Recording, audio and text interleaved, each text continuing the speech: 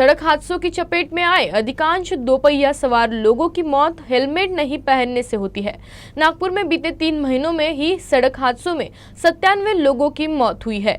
शहर में इन दुर्घटनाओं को रोकने के लिए पुलिस ने जागरूकता मुहिम के साथ ही लापरवाह वाहन चालकों पर कार्रवाई शुरू की है।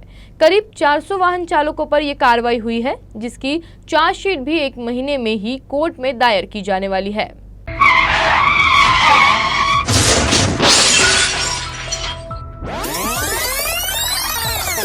नागपुर शहर में सड़क दुर्घटनाओं का आंकड़ा दिन प्रतिदिन बढ़ता जा रहा है।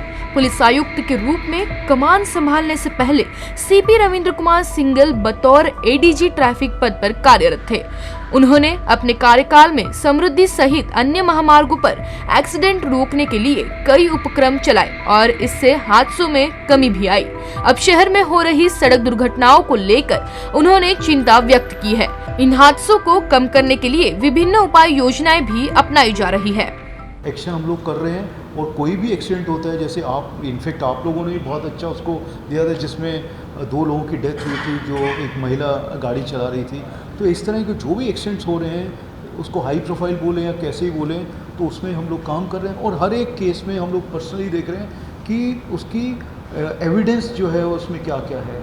अगर वो दारू पिए हुए है क्या, उसकी कुछ गाड़ी का कुछ इशू था, प्रॉब्लम थी क्या, ओवर स्पीड कर रहा था क्या, ये सारी चीज़ें हम लोग देख रहे हैं। तो ऐसे नहीं कि एक्सीडेंट हुआ, डेथ हो गई, पंचनामा किया और ख़त्म। इसमें आरटीओ का क्या रोल है उनको बताया जाता है, उनकी तरफ से लेते हैं और उसका लाइसेंस से लेके सारी चीज़ें हम लोग चेक करते हैं। नागरिकों में ट्रैफिक सेंस होना बेहद जरूरी है। ज्यादातर हादसे नियमों के प्रति संवेदनशील नहीं होने के कारण होते हैं।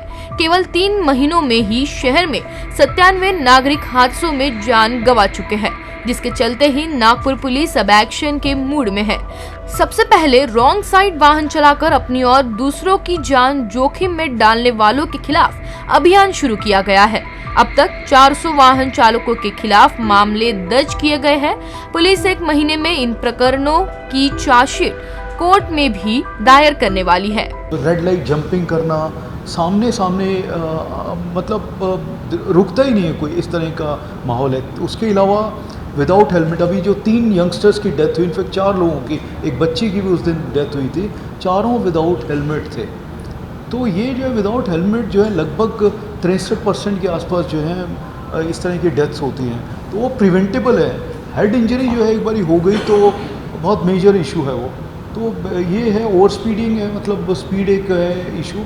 टेक्निकली भी हम लोग इसकी मदद ले रहे हैं। बाकी जो ऑर्गेनाइजेशन है जैसे सेव लाइफ फाउंडेशन है, उनको हमने पूरी अपना डेटा दिया है कि हमको इस पर आप बताइए कि कौन से हॉट स्पॉट्स हैं, कौन से ब्लैक स्पॉट्स हैं।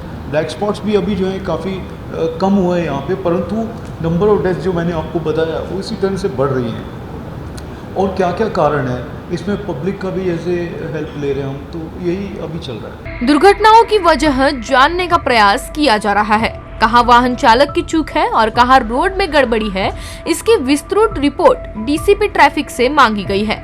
कुछ जगहों पर सिग्नल बंद पड़े हैं, इसलिए अन्य एजेंसियों के साथ मिलकर सुधार कार्य किया जा रहा है।